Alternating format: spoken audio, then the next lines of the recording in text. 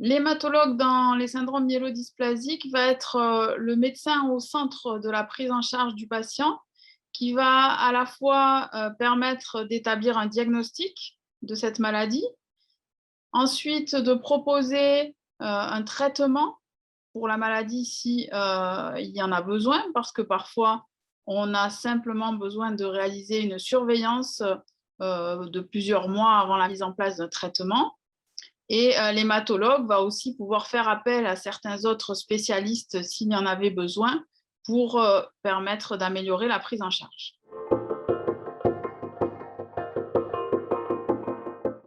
Le parcours de soins d'un patient atteint de myélodysplasie va être organisé bien sûr par rapport au profil de la maladie, car les myélodysplasies ont différents profils qui vont amener différents traitements.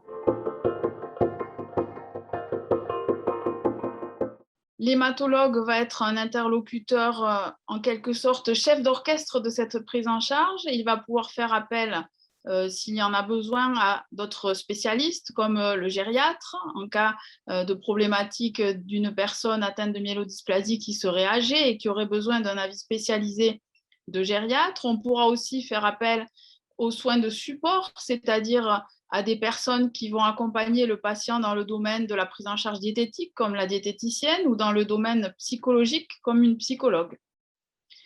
Un autre médecin clé de cette prise en charge qui va agir en collaboration étroite avec l'hématologue, c'est le médecin généraliste, qui est le médecin référent du patient et qui va permettre d'organiser les soins au plus près de son domicile.